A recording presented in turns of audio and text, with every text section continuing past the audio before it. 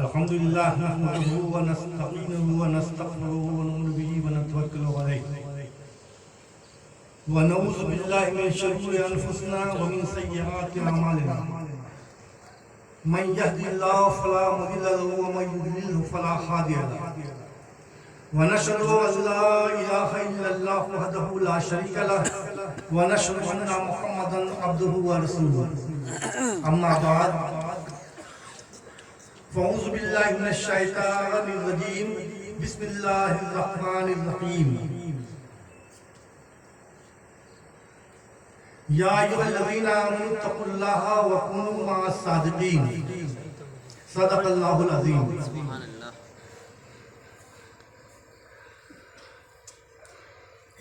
آگے کچھ بیان کرنے سے پہلے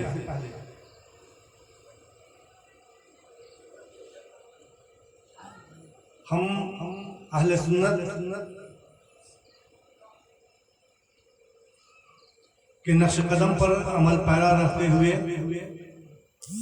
اور اس راستے پر پوری زندگی کو بشر کرنے کا ارادہ رکھتے ہوئے آقا دو جہاں حضور سرور کائنات صلی اللہ علیہ وسلم کی بارگاہ میں درود پاک کا نذرانہ عقیدت و محبت کے ساتھ پیش کریں اور پڑھیں اللہم صلی سیدنا و شفینا حبیبنا مولانا محمد بن عزیز والکرم منبعث العلم والحکم وعلی آلہ واصحابہ وبارک وسلم صلو علیہ صلاۃ و سلاما علیک یا رسول اللہ صلی اللہ علیہ وسلم.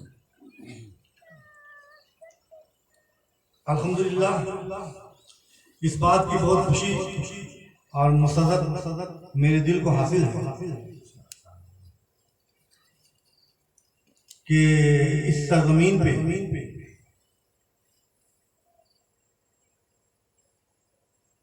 حضرت کی نظر کرم ہوئی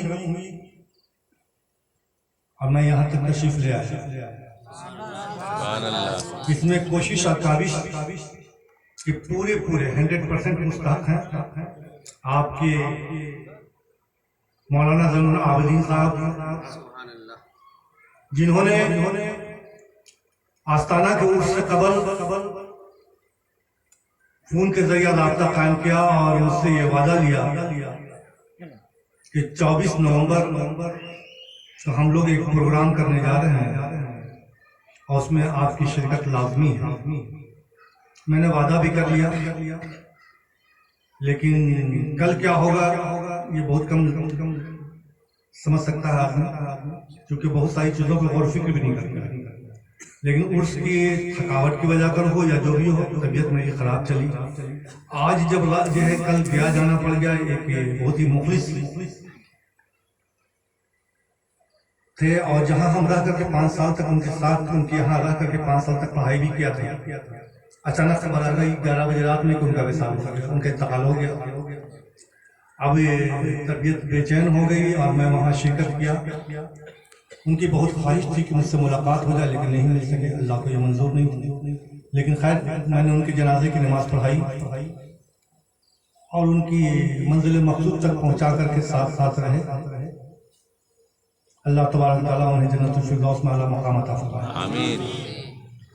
وہاں جانا اور پھر شام تک لوٹے, رات پھر بخار جو ہے آ گیا, صبح میں جو ہے کرنا تھا دوا وغیرہ, لیکن میں نے ارادہ بنایا اور اپنے بڑے صاحبزادے کو میں نے کہا کہ آپ دیر نہ کریں, تیاری کریں. اس بیچ میں بہت بار رابطہ ہوا.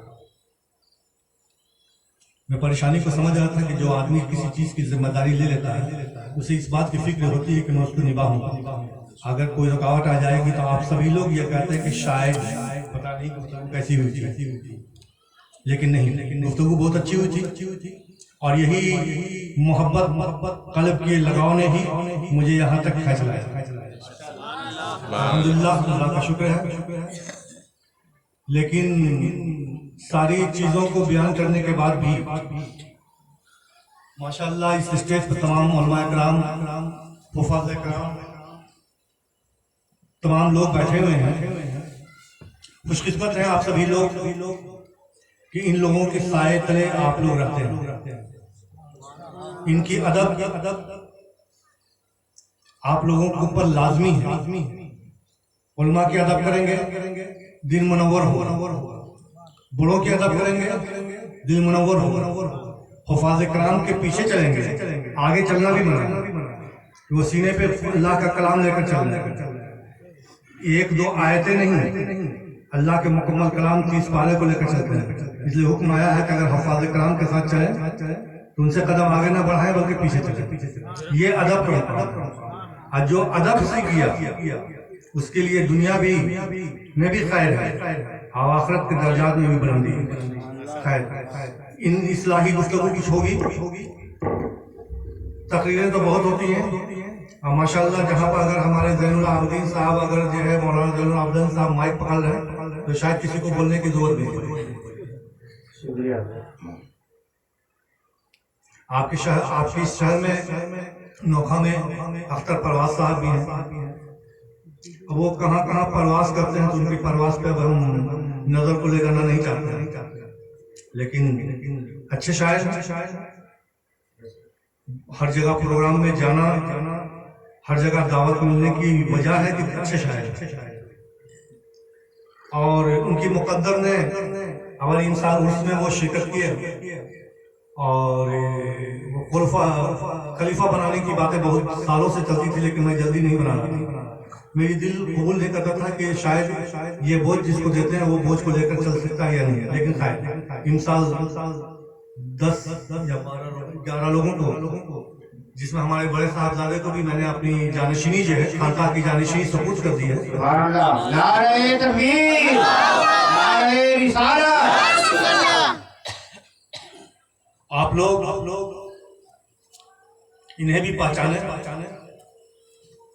اور ظاہری نظر سے بھی پہچانے اور باطنی آنکھوں سے بھی پہچانے, تاکہ کل نفس ذائقۃ الموت, ہر نفس کو موت کا مزہ چکھنا ہے. اگر میں رہوں یا نہ رہوں نسل باقی رہے گی تا قیامت, اور ان نسلوں کو پہچانتے رہیں, ان سے محبت کریں. آپ ان کے قریب ہوں, یہ آپ سے قریب رہیں. آپ ان سے محبت کریں اور یہ بھی آپ لوگوں سے محبت کریں. محبت پیر کو بھی اپنے مرید سے کرنی ہے اور مرید کو بھی اپنے پیر سے کرنی ہے. محبت کرنے کا انداز الگ ہوتا ہے, پیر کا انداز الگ ہے, مرید کا انداز الگ ہے. پیر اپنے مرید کی اصلاح کبھی شفقت کی زبان سے بھی, کبھی آنکھ کے اشارے سے, اور آنکھ کے اشارے میں کبھی نرمی بھی ہوگی اور کبھی سختی بھی. دو طرح کا اشارہ ہوتا ہے نا, تو اسے برداشت کرنا. کیوں کرنا ہے کہ ایک پیر کبھی سختی کی نظر سے بھی دیکھتا ہے تو اس کی اصلاح کرنے کا, نرمی کی نظر سے بھی دیکھتا ہے تو اس کی اصلاح کرنے کا, مقصد صرف اصلاح. خیر میں ان سب موضوع کو تھوڑا آپ لوگوں تک پہنچاتے ہوئے کہ ادب لازمی. آپ لوگ بیٹھے ہیں خاموش,